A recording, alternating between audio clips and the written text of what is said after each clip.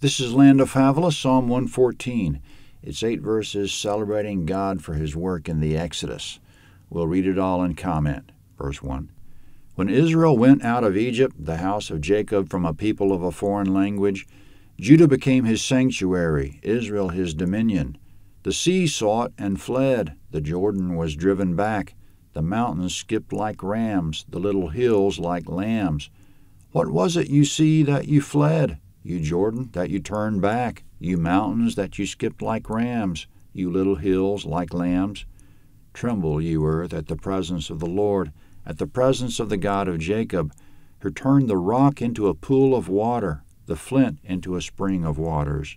Comment, just a nerdy point here about ancient Israelite poetry pertaining to the Psalms and the book of Job. In many cases, the poet says everything twice, back to back in the same verse. This psalm's an example that although each verse introduces a new idea, within each verse the idea is expressed two ways.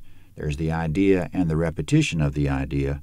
Maybe so if you didn't catch it the first time, you will the second, or maybe so as to add a little more detail the second time, or maybe for emphasis or just for the sake of style.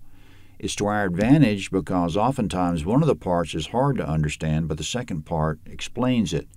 The easy half is an interpretive giveaway to the other half. For example, in the first verse of this psalm, it's, quote, when Israel went out of Egypt, the house of Jacob from a people of a foreign language, end quote. The part about Israel going out of Egypt is easy. We know right away we're talking about the Exodus. Then there's a repetition of it that's not quite as straightforward, the house of Jacob from a people of a foreign language. We wouldn't be sure about the second part without the first part being so straightforward.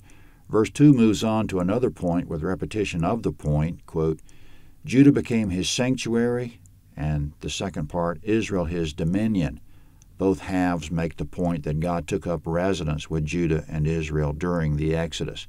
He accompanied them. He went with them. And so it goes the rest of the psalm. In verse 3, the sea saw it and fled. The Jordan River was driven back, meaning the Red Sea parted when they left Egypt, and the bed of the Jordan River went suddenly dry as they crossed over into the Promised Land. Joshua 3:13-16. In verse 4, the mountains skipped like rams, you little hills like lambs. Sheep skip when they're in a happy and playful mood. There was no actual skipping of the mountains and hills recorded during the Exodus. This part's completely poetic. That delivery from slavery into the Promised Land was a happy event. In verse 5, there's a rhetorical question stated twice. What was it you see that you fled, you Jordan, that you turned back? We're to come to our own conclusion that it was God who parted the sea and turned back the Jordan.